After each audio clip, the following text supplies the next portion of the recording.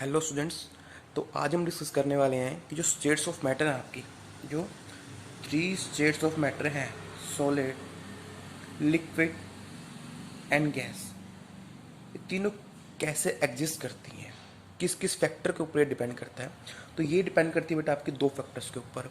First is intermolecular interaction, intermolecular interactions, and second आपकी depend करती है किसके ऊपर, थर्मल एनर्जी के ऊपर। किसके ऊपर? थर्मल एनर्जी के ऊपर। अभी कैसे डिपेंड करती हैं दोनों के ऊपर, तो उससे पहले हमें पता हो कि इंटरमोलिकुलर इंट्रैक्शन क्या होती है और थर्मल एनर्जी क्या होती है। तो इंटरमोलिकुलर इंट्रैक्शन क्या होती है बेटा, वो हमने लास्ट डे स्टडी किया था।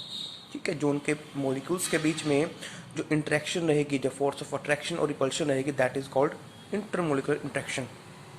अब बात करें थर्मल एनर्जी की। थर्मल एनर्जी क्या होती है बेटा?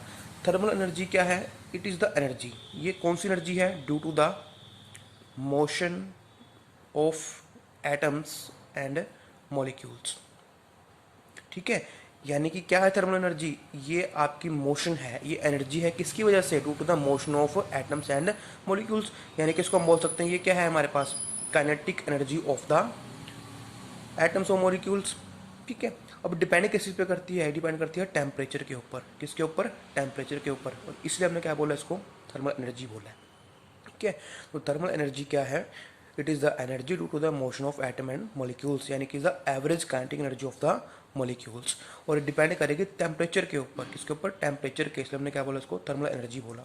अब कैसे डिपेंड करती है टेम्परेचर के ऊपर? अगर आप टेम्परेचर ज़्यादा कर दोगे तो वहाँ पे जो मॉलिक्यूल्स हैं वो क्या करेंगे, उस टेम्परेचर से एनर्जी गेन करेंगे, और उनकी जो काइनेटिक एनर्जी है वो क्या करेगी बेटा? इंक्रीज करेगी। कैसे करेगी? बिकॉज एनर्जी ज़्यादा होगी तो ज़्यादा स्पीडली मूव कर पाएंगे, यानी कि काइनेटिक एनर्जी क्या होगी उनकी? इंक्रीज होगी। यानी कि टेम्परेचर आप इंक्रीज करोगे, टेम्परेचर इंक्रीज तो काइनेटिक एनर्जी भी इंक्रीज, यानी कि थर्मल एनर्जी वहाँ पे क्या करती है? इंक्रीज करती है। अब जो आपकी स्टेट्स हैं वो क्या है बेटा? इन दोनों फैक्टर्स के ऊपर डिपेंड करती हैं। ठीक है जी। फर्स्टली अगर मैं आपको बताऊं, अगर इंटरमोलिकुलर इंट्रैक्शन की बात करते हैं तो जितनी ज़्यादा आपकी इंटरमोलिकुलर इंट्रैक्शन होगी उतना ही क्या बेटा रहेगा आपके पास? सॉलिड बनेगी चीज़, उससे कम लिक्विड बनेगी और उससे कम गैस बनेगी। ठीक है जी, ये आपकी क्या है? इंटरमोलिकुलर इंट्रैक्शन का अफेक्ट है स्टेट्स के ऊपर। जितनी ज़्यादा रहेगी, ज़्यादा है तो सॉलिड है, कम है तो लिक्विड है, उससे कम है तो गैस है।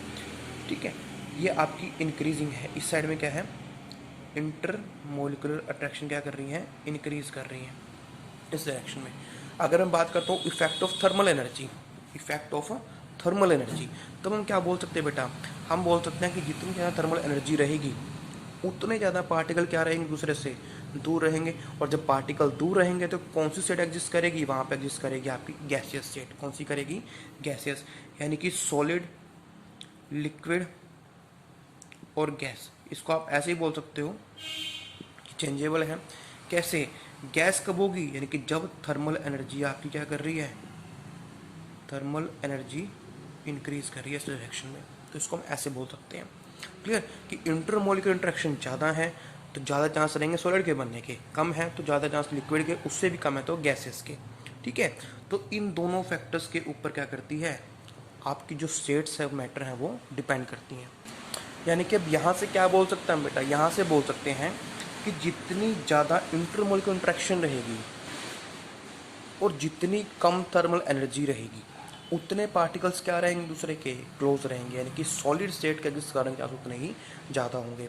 और जितनी इंटरमोलिकुलर इंट्रैक्शन कम होती हैं और थर्मल एनर्जी ज़्यादा रहेगी, देन उस केस में आपके पास क्या होगा? ज़्यादा चांस किसके रहेंगे? गैसीय स्टेट के।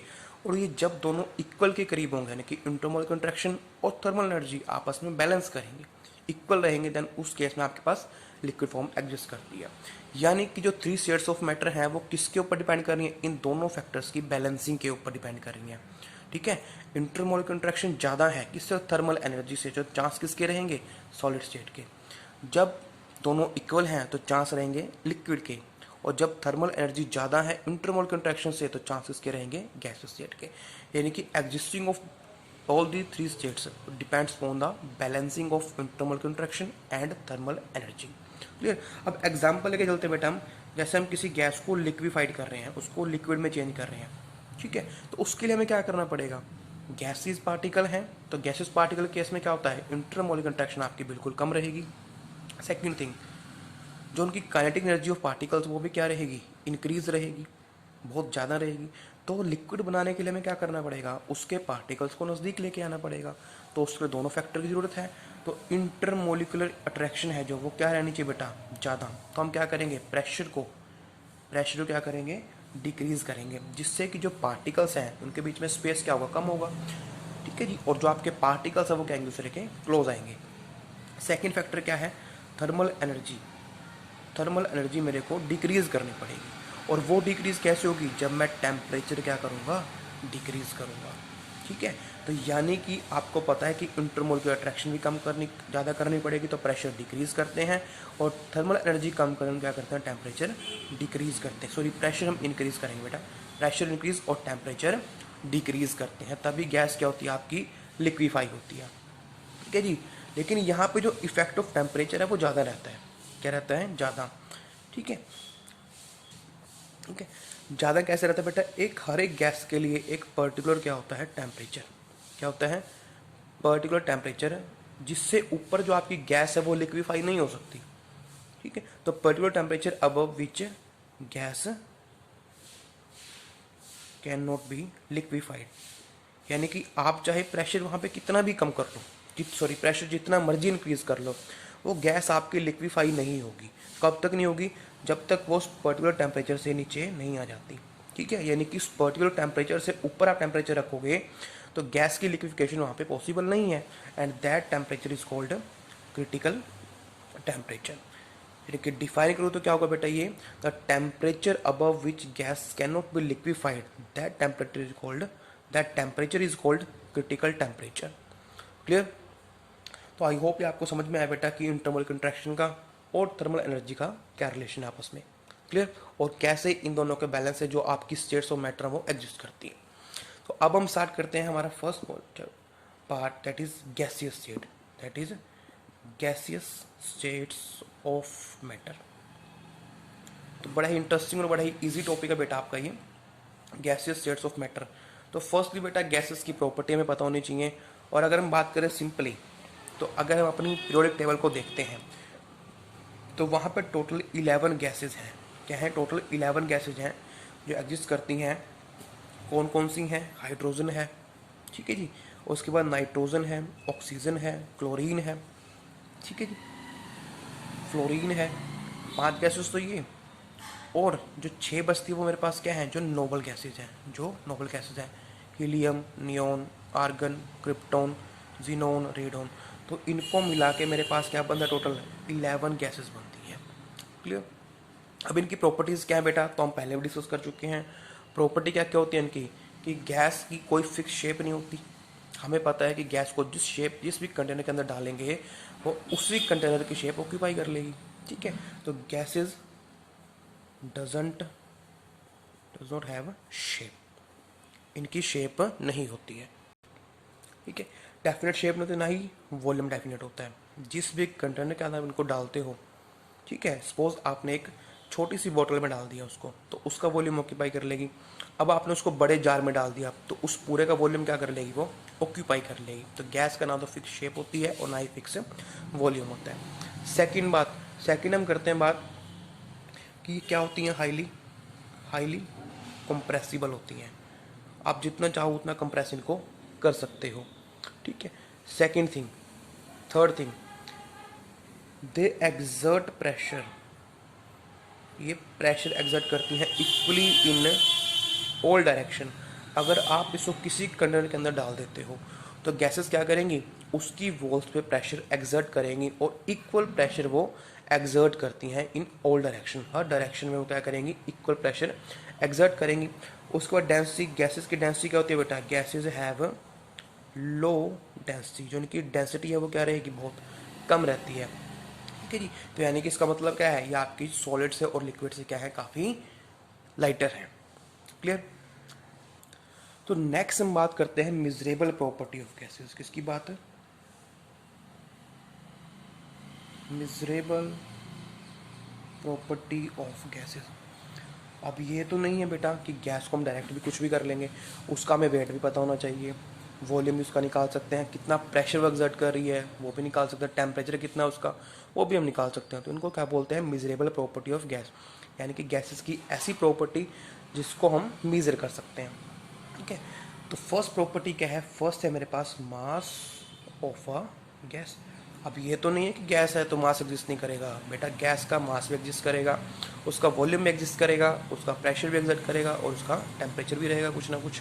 ठीक है, तो इन सब प्रॉपर्टीज़ को हम कैसे मेज़र करते हैं, ठीक है, क्या क्या यूनिट इसकी रहेंगे हमारे पास, वो हम डिस्कस करने वाले हैं। तो फर्स्टली आते हैं मेरे पास मास ऑफ अ गैस। क्या आता है, मास ऑफ अ गैस।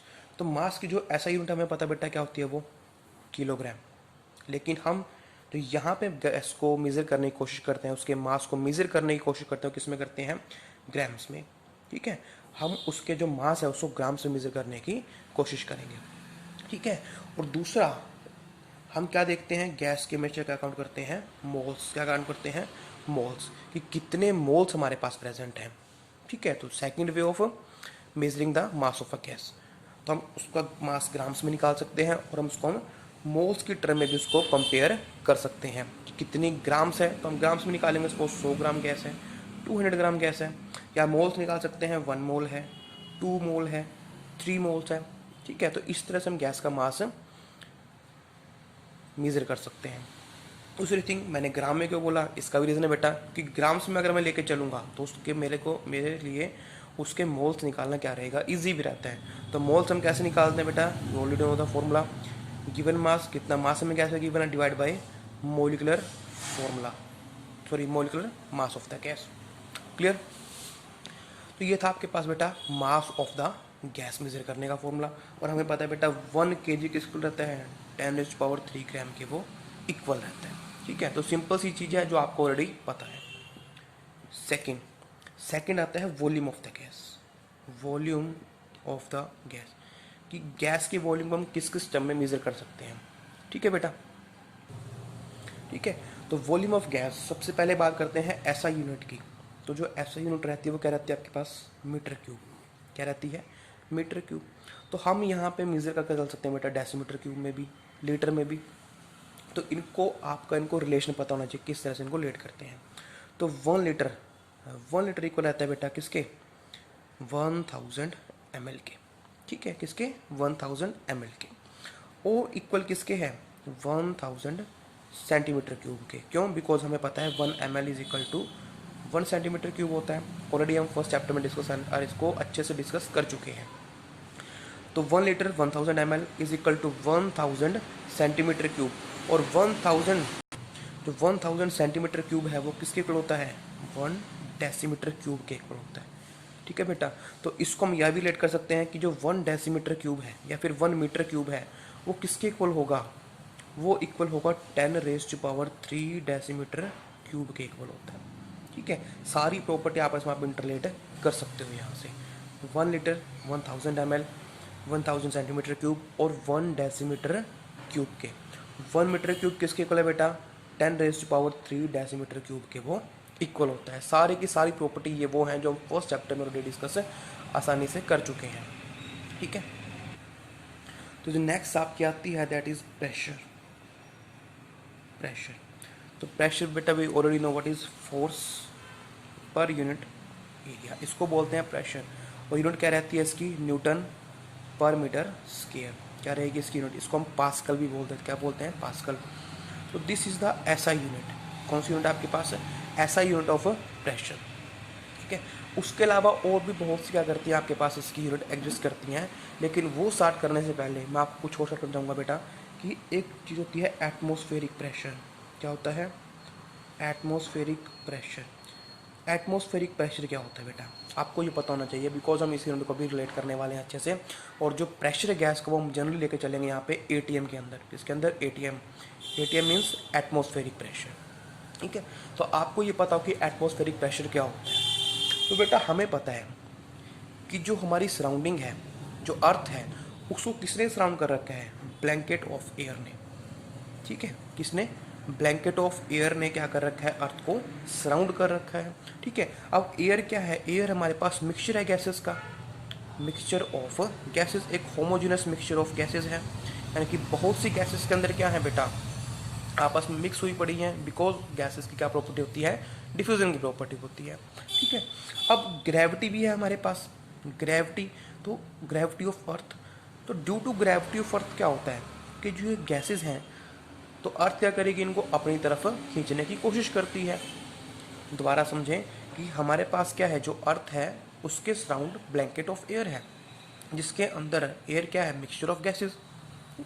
और due to gravity of earth जो ये मिक्सचर ऑफ गैसेस है, ये अर्थ क्या करेगी, उसको अपनी तरफ पुल करने की कोशिश करती है, जिस वजह से जब गैसें नीचे की तरफ आएंगी, नीचे की तरफ वो पुल होंगी, तो वो क्या करती हैं, प्रेशर एग्जिस्ट करती हैं। क्या करती हैं, प्रेशर एग्जिस्ट करती हैं। और इसी प्रेशर को हम क्या बोलते हैं, एटमॉस्फेरिक प्रेशर बोलते हैं। क्यों बोलते हैं, बिकॉज ये प्रेशर किसकी वजह से है, ये प्रेशर है एटमॉस्फेयर की वजह से। किसकी वजह से, बिकॉज ब्लैंकेट ऑफ एयर क्या है बेटा, ब्लैंकेट ऑफ एयर को हम एटमॉस्फेयर ही तो बोलते हैं। ठीक है, इसी को तो बोलते हैं एटमॉस्फेयर। ठीक है, तो pressure due to the atmosphere या फिर mixture of gases which is surrounding the earth is called atmospheric pressure, और इसको रिप्रेजेंट करते हैं ATM से। ठीक है, ATM से इसको हम रिप्रेजेंट करते हैं। अब बात आती है कि इस एटमॉस्फेरिक प्रेशर को हम मेज़र कैसे करते हैं, कि जो ये एटमॉस्फेरिक प्रेशर हमारे पास है इसको हम मेज़र कैसे करेंगे। तो मेजरमेंट की बात करते हैं, मेजरमेंट ऑफ एटमॉस्फेरिक प्रेशर। तो इसको हम मेज़र करते हैं किससे, एक डिवाइस, इसको बोलते हैं बैरोमीटर। क्या बोलते हैं, बैरोमीटर बोलते हैं। ठीक है, बैरोमीटर क्या होता है बेटा, वो देखें कि आपके पास एक कंटेनर है बेटा ऐसे। ठीक है, उसके अंदर आपने क्या कर दिया, यहाँ पे मरकरी फिल कर दिया। क्या फिल कर दिया, मरकरी। एक आपने टेस्ट ट्यूब ली बेटा, ठीक है, एक ट्यूब लिया आपने, उसके अंदर आपने क्या कर दिया, उसके अंदर भी आपने मरकरी फिल कर दिया, और इस ट्यूब को इन्वर्ट करके आपने इस कंटेनर के अंदर ऐसे रख दिया। ठीक है, अब ये ट्यूब क्या थी बेटा, आपकी फुल थी एकदम, आपने इसको फुली फिल्ड कर दिया, किससे, मरकरी से। ठीक है, आपने क्या किया, फिर इस कंटेनर के अंदर इस जो मरकरी की फुल ट्यूब थी उसको इन्वर्ट करके रख दिया। तो होगा क्या वहाँ पे, जैसे ही आप रखते हो, ठीक है, जैसे ही आप इसको रखते हो तो क्या होगा, जो ये फुली फिल्ड ट्यूब थी इसका जो लेवल है वो थोड़ा नीचे आ जाएगा बेटा। क्या जाएगा, थोड़ा सा नीचे आ जाएगा, मतलब ऊपर जो ये एरिया आपको दिख रहा है बेटा ब्लैंक, यहाँ पे क्या क्रिएट हो जाएगा, वैक्यूम क्रिएट हो जाएगा। क्या क्रिएट हो जाएगा, वैक्यूम। अब ये क्रिएट क्यों है बेटा, देखो कि यहाँ पे आपका क्या है, एटमॉस्फेयर, बिकॉज यहाँ से कंटेनर क्या है, ओपन है, तो यहाँ से आपका एटमॉस्फेरिक प्रेशर क्या हो रहा है, एग्जर्ट हो रहा है। ठीक है, तो इस ट्यूब के अंदर कुछ प्रेशर था और कुछ प्रेशर ये एटमॉस्फेयर एग्जिस्ट कर रहा है। तो ये जो आपका वैक्यूम है किसी कारण इस एटमॉस्फेरिक प्रेशर के बैलेंसिंग के कारण क्या हुआ है, क्रिएट हुआ है। बिकॉज जितना प्रेशर यहाँ पे अप्लाई होगा उसी के अकॉर्डिंग जो ये मर्करी लेवल वो क्या करता है, राइज करता है, डाउन करता है। तो जो मर्करी लेवल है वो क्या बेटा, डिक्रीज हुआ है। ठीक है, कब तक डिक्रीज हुआ है, जब तक जो ये प्रेशर था, जो इसके ट्यूब के अंदर प्रेशर है वो 1 ATM के इक्वल ना हो जाए। ठीक है जी, ये अभी 1 एटमॉस्फेयर की बात नहीं करते हैं कि कब तक इसका लेवल डिक्रीज करता है, तब तक जब तक जो ये एटमॉस्फेयर प्रेशर है उसके इक्वल इस ट्यूब का अंदर का जो प्रेशर है वो इक्वल ना हो जाए आपस में। ठीक है, यानी कि बात सिंपल सी क्या है कि आपने जैसे ही, this is a barometer, simple है बनाना, एक कंटेनर लिया आपने, inverted tube filled with mercury आपने इसके अंदर रख दी, तो क्या होता है, जो मरकरी का लेवल है इन द ट्यूब वो डिक्रीज करता है। डिक्रीज क्यों करता है, कब तक डिक्रीज करेगा, बिकॉज जो प्रेशर है ट्यूब के अंदर का और आउटसाइड का वो क्या है, सेम नहीं है। तो डिक्रीज कब तक करेगा, जब तक प्रेशर इनसाइड द ट्यूब और जो ये एटमॉस्फेयर की वजह से प्रेशर एटमॉस्फेयर प्रेशर आपस में इक्वल ना हो जाए, तब तक ये लेवल क्या करता है, डिक्रीज करता है। ठीक है जी, क्लियर, डिक्रीज करेगा। तो कब, कहाँ तक डिक्रीज करेगा, तो अगर हमने सी लेवल पे बात देखी, अगर हमने सी लेवल को ऑब्जर्व किया, सी लेवल के ऊपर, तो यहाँ इस कंटेनर के जो ये ऊपर है सरफेस से लेके जो यहाँ ट्यूब तक का डिस्टेंस है वो कितना मिला हमें, 76 सेंटीमीटर मिला। और इसी को हमने क्या बोल दिया कि this is equal to 1 atmospheric pressure. मतलब हमने इस जो लेंथ थी ट्यूब की, जो इसके अंदर इसकी लेंथ आई ट्यूब की, यानी कि जो हाइट ऑफ द ट्यूब थी मरकरी की, हाइट ऑफ मरकरी थी इन द ट्यूब, उसको हमने किससे रेट कर दिया, हमने रेट कर दिया प्रेशर से। तो जो हमने लेके चले किसके ऊपर बेटा, सी लेवल के ऊपर।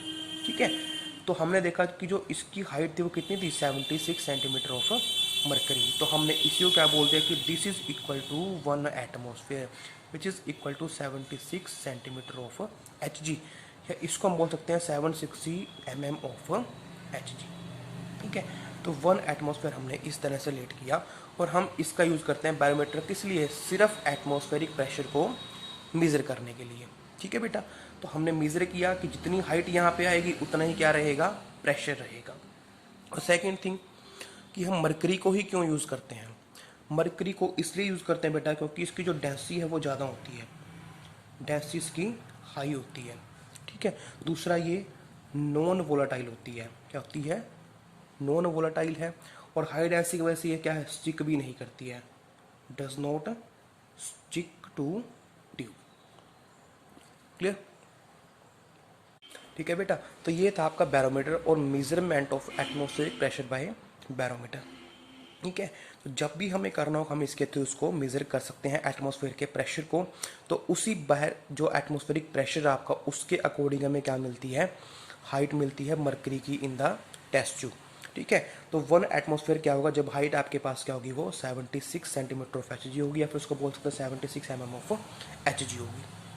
ठीक है बेटा, तो अब बात करते हैं यूनिट की कि इंटर कन्वर्जन कैसे करेंगे। तो बेटा हमने बात की थी पास्कल की, किसकी बात की थी, पास्कल की। ठीक है, तो पास्कल क्या आपके पास, पास्कल एक ऐसा यूनिट है किसकी, प्रेशर की, जिसको बोलते हैं प्रेशर का होता है फोर्स पर यूनिट एरिया। ठीक है, तो उससे पहले तो एक चीज़ बता देते हैं आपको बेटा कि जो प्रेशर है, प्रेशर क्या होता है, प्रेशर होता है फोर्स पर यूनिट एरिया। क्या होता है, फोर्स पर यूनिट एरिया। लेकिन अगर हमें हाइट दी है, जैसे ये हाइट हमको गिवन है कि यहाँ पे इतनी हाइट है, कोई भी हाइट हमें गिवन है, तो वहाँ से प्रेशर अगर हमें निकालना तो कैसे निकाल लेंगे, उसको निकालने का वे क्या है, तो उसके लिए एक छोटा सा फॉर्मूला ड्राइव कर लेते हैं बेटा। क्या ड्राइव करेंगे, हमें पता है प्रेशर क्या होता है, फोर्स पर यूनिट एरिया, और फोर्स क्या होता है, force is mass into acceleration, mass into acceleration divide by area. अब मास क्या होता है, हमें पता है density is equal to mass per unit volume, और मास क्या हो जाएगा बेटा मेरे पास, डेंसिटी इंटू वॉल्यूम, और डेंसिटी को मैं रिप्रेजेंट करता हूँ रो से और वॉल्यूम को वी से। तो यहाँ पे मैं इस मास की वैल्यू पुट कर सकता हूँ, क्या आएगी मेरे पास, रो इंटू वी। ठीक है, और एक्सेलरेशन यहाँ पे कौन सी एक्सेलरेशन काम कर रही है, एक्सेलरेशन ड्यू टू ग्रेविटी यहाँ पे काम कर रही है तो हम यहाँ पे क्या बोल देंगे, small g divide by area. उसके बाद रो आ गया, वॉल्यूम, वॉल्यूम मेरे को कैसे मिला है, सपोज ये मेरे पास, ठीक है, ये मेरे पास एक ट्यूब है, तो वॉल्यूम क्या कैसे निकालूंगा इसका बेटा मैं, कि जो इसका एरिया ऑफ क्रॉस सेक्शन है, जो एरिया ऑफ क्रॉस सेक्शन है इनटू में लेंथ, यानी कि वॉल्यूम किसके इक्वल है, this is the area of cross section and this is the height. बात करना है इसकी वॉल्यूम की, तो मेरे को ये एरिया निकालना पड़ेगा। ठीक है, area of cross section into में इसकी हाइट कितनी है, तो वॉल्यूम क्या होता है, area of cross section into में हाइट। तो यहाँ पे इस वॉल्यूम की वैल्यू पुट कर सकता हूँ, that is area, area into में हाइट इनटू में जी डिवाइड बाय एरिया। तो एरिया से एरिया क्या हो जाएगा कैंसिल, तो मेरे पास क्या बचेगा, rho h g, this is equal to pressure. तो जब मेरे को height of the container given है, ठीक है, हाइट मेरे को गिवन है लेवल की, मरकरी लेवल की हाइट गिवन, तो मैं यहाँ से प्रेशर उसका आसानी से कैलकुलेट कर सकता हूँ। ठीक है, क्योंकि हमें पता है बेटा हाइट के अकॉर्डिंग क्या होगा, आपके पास प्रेशर होगा। यहाँ प्रेशर कम था तो इसलिए लेवल नीचे आ गया, अगर प्रेशर ज़्यादा होता तो इसका लेवल क्या करता, और ज़्यादा राइज करता। ठीक है, तो इसके अकॉर्डिंग मेरे पास क्या आ गया, ये फॉर्मूला आ गया इसको प्रेशर को निकालने का। ठीक है, तो अब इंटर कन्वर्जन देख लेते हैं नोट के बेटा। तो 1 एटमॉस्फेयर किसके इक्वल होगा, अभी हमने काउंट किया है 76 सेंटीमीटर ऑफ Hg, और वो किसके इक्वल है, 76 mm ऑफ Hg। और एक यूनिट आपके पास हो रहा है, that is torr, that is torr. तो 1 mm of Hg equal to 1 torr होता है। तो यहाँ से हम बोल सकते हैं कि 760 टोर के ये इक्वल होती है। और अगर बात करें पास्कल की, ऐसा यूनिट की, तो 101325 पास्कल के ये इक्वल होती है। ठीक है, और एक यूनिट होती है बार। तो बार का मतलब क्या है, 1.01325 बार के वो इक्वल होगा। तो सबसे ज़्यादा हम इन यूनिट को क्या करने वाले हैं, यहाँ पे यूज़ करने वाले हैं वाइल डूइंग द न्यूमेरिकल्स। ठीक है, तो यूनिट ऑफ इंटर कन्वर्जन आपको अच्छे से आनी चाहिए। ठीक है। तो 1 atmosphere is equal to 76 centimetre of Hg, 760 of Hg, 760 torr, 101,325 pascal या फिर 1.01325 बार के वो इक्वल रहती है। क्लियर। उसके बाद आती है टेम्परेचर की, कि टेम्परेचर की यूनिट क्या क्या होती है बेटा। तो टेम्परेचर की हमें पता है बेटा 2 यूनिट होती हैं, हम केल्विन में भी देख सकते हैं और सेल्सियस में भी देख सकते हैं। ठीक है। उसके अलावा फारेनहाइट भी होता है। ठीक है। तो वो हम यहाँ पे यूज़ नहीं करते हैं। तो केल्विन क्या होता है बेटा, केल्विन होता है किसके बराबर, सेल्सियस प्लस 273। ठीक है जी।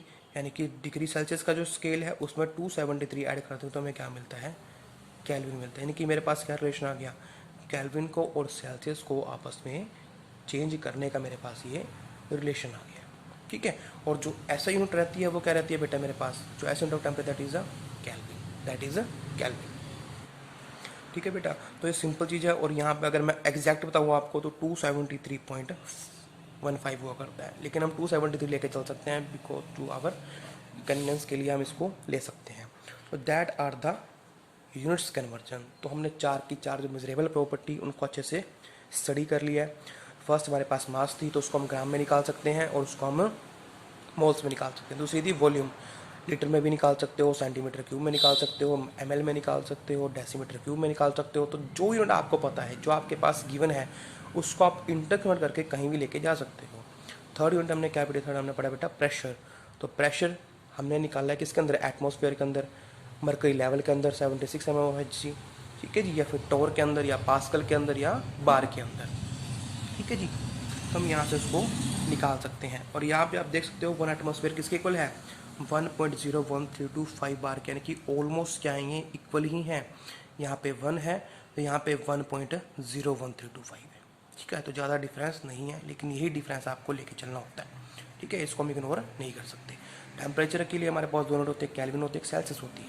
तो ऐसी यूनिट हमारे पास कौन सी होती है, केल्विन। क्लियर।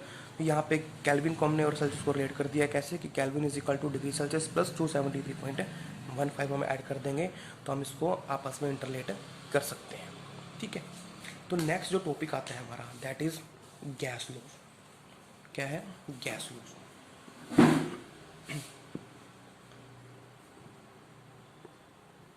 ठीक है। अब गैस लॉज में जनरली हमें क्या करना है बेटा, हमारे पास तीन चीज़ें हैं। एक तो है प्रेशर, एक है वॉल्यूम और एक है टेम्परेचर। इन तीनों में से एक को हम रखेंगे कांस्टेंट और बाकी दो को क्या करेंगे, आपस में रिलेट करेंगे। तो इस तरह से हमें लगभग 3 से 4 लॉज यहाँ पे मिल जाते हैं। ठीक है।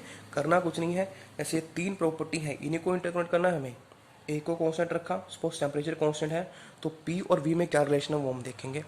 फिर वी कांस्टेंट कर दिया, पी और टी में देखेंगे। फिर पी कर दिया हम वी और टी में देखेंगे। और किसके लिए देखेंगे, for a given mass of gas के लिए, for a given mass of gas.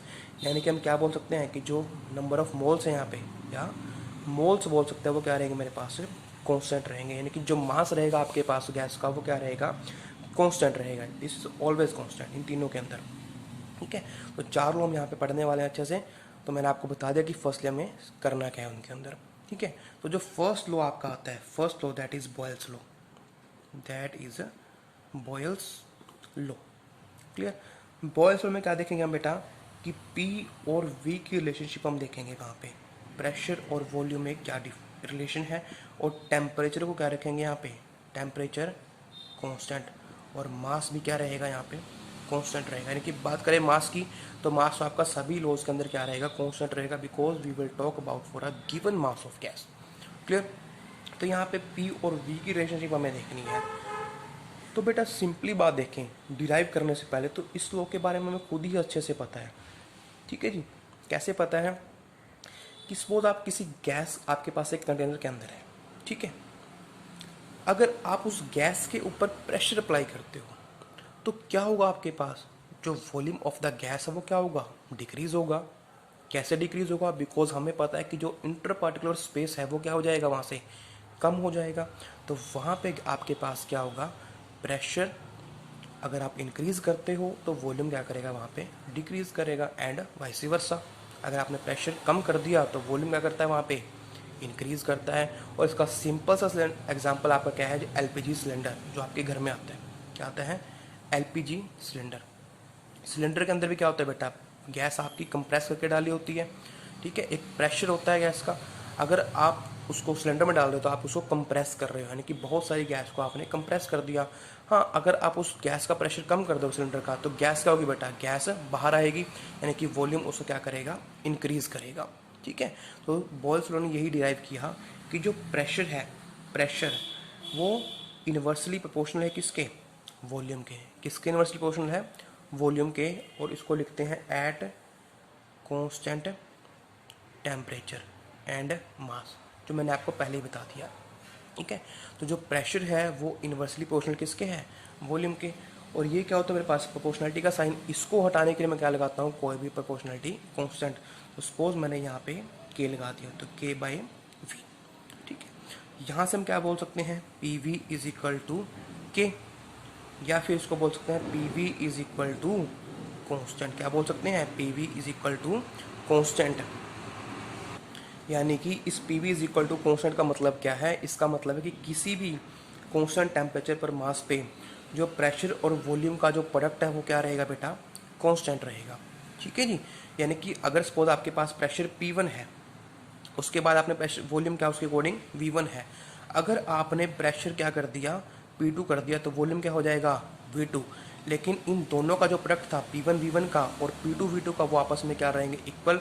और आपस में किसके इक्वल रहेंगे, कांस्टेंट। बिकॉज मेरे को पता है कि PV will be constant for a given temperature and mass, ठीक है। इन दोनों का प्रोडक्ट क्या रहेगा, आपस में इक्वल रहेगा। अगर आपने प्रेशर चेंज कर दिया तो वॉल्यूम उसके अकॉर्डिंग क्या करेगा, खुद को चेंज कर लेगा, लेकिन प्रोडक्ट क्या रहेगा, कांस्टेंट रहेगा। कैसे रहेगा, सपोज मेरे पास दोनों का प्रोडक्ट क्या है, कितना है, 10 है। अगर प्रेशर मेरे पास 2 है और वॉल्यूम कितना है, 5 है, ठीक है। अगर मैंने इसको चेंज कर दिया, सपोज मैंने जो वो प्रेशर है वो कितना कर दिया, 4 कर दिया, तो वॉल्यूम क्या करेगा, वॉल्यूम खुद को डिक्रीज कर लेगा, कितना कितना, जब तक प्रोडक्ट इक्वल ना हो जाए, ठीक है। तो यहाँ से हम देख सकते हैं कि जो कांस्टेंट है, जो प्रोडक्ट क्या है, कांस्टेंट, तो आपस में P1 V1 V2 क्या रहेंगे, आपस में इक्वल रहेंगे, ठीक है। यानी कि गिवन मास, गिवन टेम्परेचर और मास के लिए जो PV है वो इक्वल टू कांस्टेंट रहेगा, क्लियर। उसके बाद आते हैं हम इसके ग्राफ्स के ऊपर, इसके ऊपर ग्राफ्स के ऊपर कि हम ग्राफ ड्रॉ करते हैं। बेटा यहाँ से 2-3 तरह के ग्राफ आया करते हैं। तो फर्स्ट मैं ड्रॉ करता हूँ P और V के बीच में, ठीक है जी। वॉल्यूम प्रेशर, इसको बोल देंगे वॉल्यूम प्रेशर ग्राफ। क्या बोल देंगे, वॉल्यूम प्रेशर ग्राफ। तो यहाँ पे मैंने क्या आपका ले लिया, प्रेशर, और यहाँ पे क्या ले लिया, वॉल्यूम। तो किस तरह का ग्राफ बनेगा बेटा, हमने देख लिया कि प्रेशर इन्वर्सली प्रोपोर्शनल टू क्या है, वॉल्यूम। तो ग्राफ आपके पास क्या बनेगा, इस तरह से डिक्रीजिंग ऑर्डर में आपके पास ग्राफ बनता है। तो that will be the graph, clear. और कांस्टेंट टेम्परेचर के ऊपर है, किसके ऊपर है, कांस्टेंट टेम्परेचर के। तो इस ग्राफ को क्या बोलते हैं, आइसोथर्म बोलते हैं। क्या बोलते हैं, आइसोथर्म। मतलब आइसो मतलब सेम और थर्म मतलब टेम्परेचर है, कि टेम्परेचर क्या है, सेम है, उसके ऊपर हमने क्या बनाया है, ये ग्राफ बना दिया, ठीक है। This is the first graph. Because हमें पता है, आप देख सकते हो कि प्रेशर ज़्यादा है, प्रेशर अब इस डायरेक्शन में प्रेशर इंक्रीज कर रहा है और यहाँ पे वॉल्यूम इंक्रीज कर रहा है। तो प्रेशर अगर मैं ज़्यादा लेके चलूँ, उसको मैंने ये पॉइंट ले लिया प्रेशर का, तो वॉल्यूम मेरे पास यहाँ पे देखो बेटा क्या है, मिनिमम है, कम वॉल्यूम है। अगर मैं प्रेशर कम करता हूँ, सपोज ये पॉइंट मैंने ले लिया, तो यहाँ पे प्रेशर कम है लेकिन वॉल्यूम क्या है, यहाँ पे ज़्यादा है। तो यहाँ से हमारा रिलेशन क्या होता है, डिराइव हो जाता है कि pressure inversely proportional to volume, clear.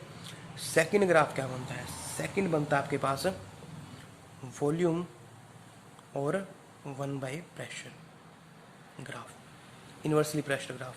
तो यहाँ पे ग्राफ किस तरह का रहने वाला आपका, यहाँ पे वॉल्यूम लिया और यहाँ पे 1/P ले लिया।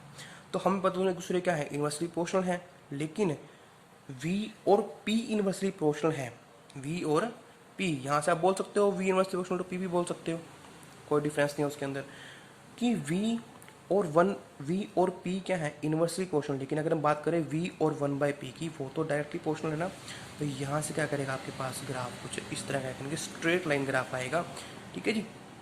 थर्ड ग्राफ की बात करते हैं। थर्ड ग्राफ क्या है, थर्ड ग्राफ आपके पास PV में और P में, ठीक है जी। PV और P की बात करते हैं। तो बेटा हमें पता है कि जब टेम्परेचर कांस्टेंट है, मास कांस्टेंट है, तो PV की वैल्यू भी क्या रहेगी, कांस्टेंट रहेगी, चाहे हम प्रेशर कितना भी इंक्रीज करें कितना भी डिक्रीज करें, तो आपके पास क्या आएगा कि स्ट्रेट लाइन ग्राफ आएगा। क्या आएगा? स्ट्रेट लाइन ग्राफ आएगा।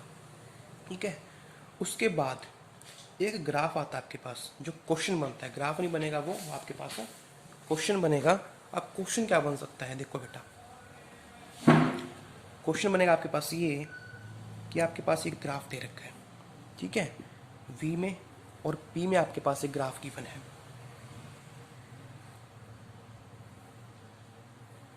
कुछ इस तरह के ग्राफ आपको दे देगा, ठीक है। This is the temperature 1, this is T2 and this is T3, ठीक है।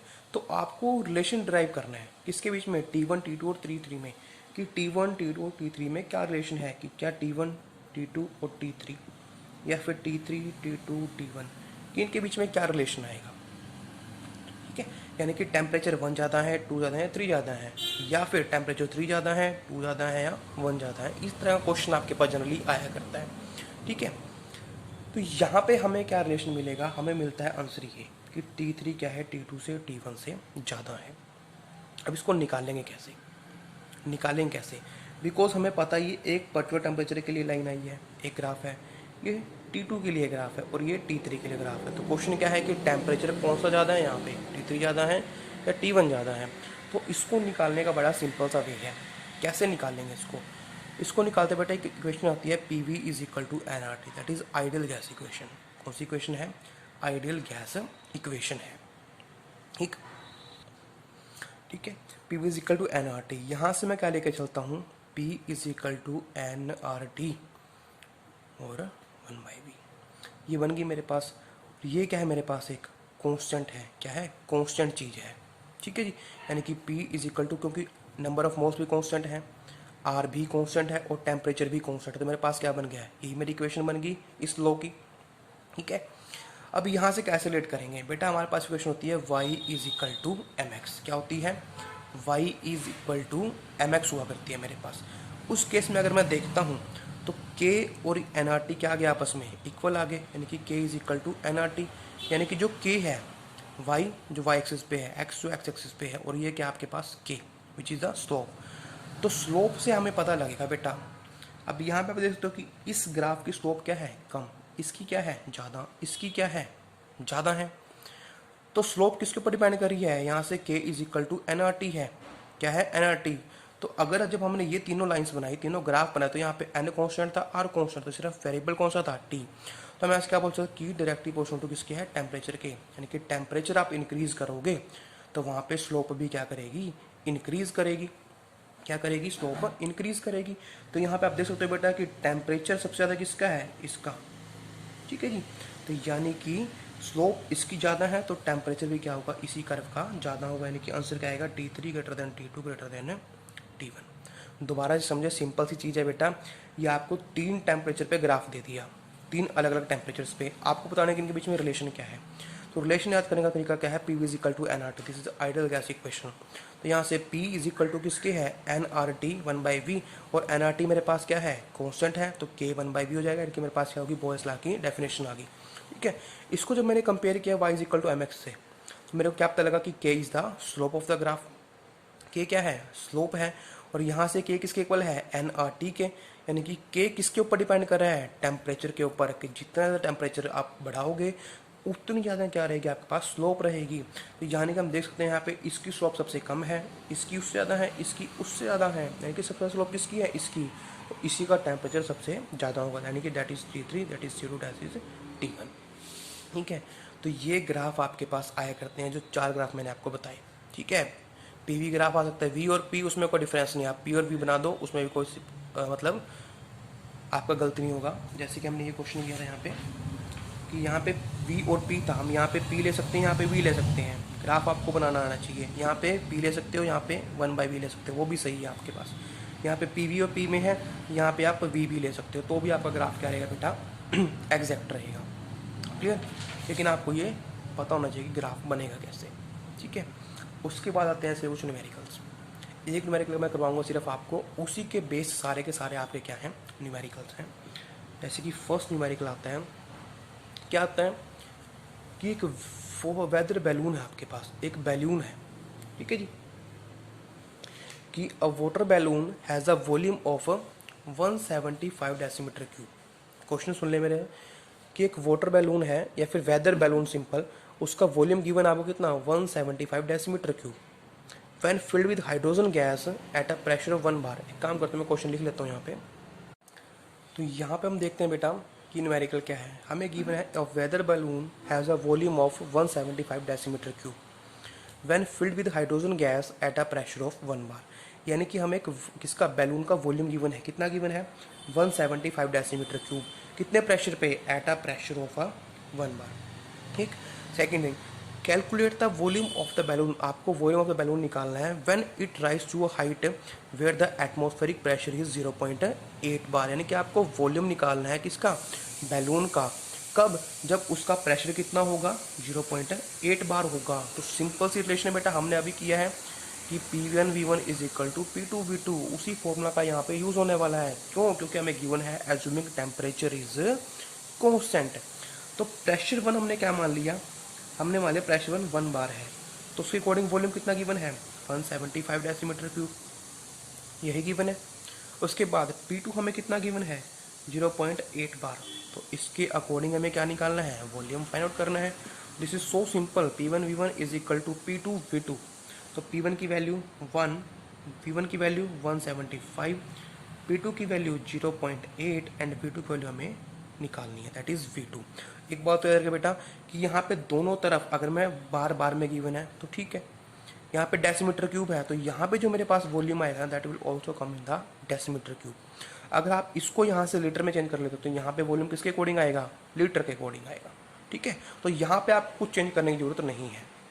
ठीक है, सिंपल सी बात ये है। तो बस यहाँ से आप V2 निकाल सकते हो, that is 1 into 175 divide by 0.8। तो कैंसिल करोगे तो आपके पास आंसर आएगा 218.75 डेसीमीटर क्यूब। यहाँ पे डेसीमीटर क्यूब लिखा चलता है तो यहाँ भी किस में आया है, डेसीमीटर क्यूब में ही हमारे पास आया है। This is the second numerical बेटा, ये भी इसी टाइप का है। इसमें क्या गिवन है, a balloon is filled with hydrogen at room temperature. ठीक है, आपने एक बैलून को फिल किया हाइड्रोजन गैस से रूम टेम्परेचर के ऊपर। इट विल बस्ट, ये बेटा फूट जाएगा, बस्ट हो जाएगा इफ एट एक्सीड 0.2 बार। अगर वो 0.2 बार से उसका प्रेशर क्या करता है, एक्सीड करता है। अब सिंपल सी डेफिनेशन लेके चलते हैं बेटा। बात देखो, एक बैलून है, आप उसके अंदर वॉल्यूम फिल कर रहे हो, तो उसके अंदर एक मैक्सिमम वॉल्यूम फिल हो पाएगा, जिसके बाद एक पॉइंट आएगा अगर आप उससे ज़्यादा वॉल्यूम फिल करने की कोशिश करोगे तो बैलून आपका बस्ट हो जाएगा। तो वही केस आपको यहाँ पे गिवन है कि वॉल्यूम जो आपका बैलून है वो बस्ट हो जाएगा अगर प्रेशर कितना 0.2 बार से एक्सीड करता है। ठीक, तो बोलता है कि if at 1 bar pressure the gas occupy 2.27 litre volume. ठीक है जी, वो बोलता है कि अगर 1 बार प्रेशर पे गैस कितना वॉल्यूम ऑक्यूपाई कर रही है 2.27 लीटर वॉल्यूम, तो up to what volume the balloon can be expected. तो बैलून कितने वॉल्यूम तक हम एक्सपेंड कर सकते हैं। ठीक है जी, तो सिंपल सा केस आपका है यहाँ पे। ठीक है, तो सबसे पहले बेटा न्यूमेरिकल देखो करते कैसे हैं। सबसे पहले न्यूमेरिकल हम देखना होता है कि हमें गिवन क्या क्या चीज़ें हैं। ठीक है, उन चीज़ों को कंबाइन करके हमें रिजल्ट निकालना होता है। So simple. केमिस्ट्री के न्यूमेरिकल आपके बहुत ईजी हैं। सिर्फ आपको फर्स्टली जो गिवन डेटा है वो पिक करना है, उसके बाद हमें देखना है कि हमें निकालना क्या है और उस डेटा को आपस में कोरिलेट करना है। और उसको कोरिलेट करना कोई ज़्यादा बड़ी साइंस नहीं है। ठीक, तो यहाँ पे देखो करना क्या, हमें गिवन है कि जो एक बैलून है वो इतने प्रेशर पे बर्स्ट हो जाएगा। तो सपोज दिस इज P1 0.2 बार। ठीक है, इतने प्रेशर पे वो बैलून आपका बर्स्ट हो जाएगा। वो बोलता है कि अगर 1 बार प्रेशर पे गैस का वॉल्यूम कितना है 2.27 लीटर वॉल्यूम, तो मेरे को बताना है कि इतने प्रेशर तक मैं कितना वॉल्यूम उसके अंदर डाल सकता हूँ। मतलब up to what volume balloon can be expanded, यानी कि कितने वॉल्यूम तक जो आपका बैलून है वो एक्सपेंड होगा। यानी कि 0.2 bar that is the maximum pressure. इतने प्रेशर तक कितना हम वो बैलून को एक्सपेंड कर सकते हैं। यानी कि दिस इज़ P1, तो मेरे को इसके अकॉर्डिंग V1 की वैल्यू निकालनी है। तो P2 मैंने क्या मान लिया, P2 इज़ 1 बार, और मेरे को क्या गिवन है इसके अकॉर्डिंग, V2 गिवन है कितना 2.27 लीटर वॉल्यूम।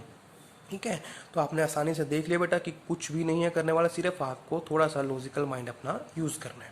ठीक है, तो इतने प्रेशर मेरे को गिवन है कि इस पे बस हो जाएगा, तो मेरे को बताना क्या है कि इतने प्रेशर तक मैं कितना वॉल्यूम उस बैलून के अंदर फिल कर सकता हूँ, यानी कितना उसको मैं एक्सपेंड कर सकता हूँ। और हमें गिवन है कि अगर एक बार प्रेशर हो तो गैस इतना वॉल्यूम ऑक्यूपाई करती है, तो हम निकालेंगे कि इतने प्रेशर पे गैस कितना वॉल्यूम ऑक्यूपाई करेगी। उसके लिए हम क्या निकालेंगे, बॉल्स इक्वेशन का यूज़ करेंगे, that is P1 V1 is equal to P2 V2। तो P1 0.2 है, V1 मेरे को निकालना है, P2 1 और V2 है 2.27। तो यहाँ से V1 की वैल्यू क्या आएगी बेटा, this is 1 into 2.27 divide by 0.2, तो that answer will be 11.35 litre. तो दैट इज द आंसर कि इतना लीटर मैं उसके अंदर ऑक्यूपाई कर सकता हूँ बैलून के अंदर, यानी कि इतने वॉल्यूम डालने तक जो आपका बैलून है वो बस्ट नहीं होगा। आफ्टर दैट अगर कुछ वॉल्यूम उसके अंदर ऐड करते हैं तो द बैलून गेट्स बस्ट। ठीक है, तो इस तरह के सिंपल न्यूमेरिकल मेथड आपको कर लेने। Thank you.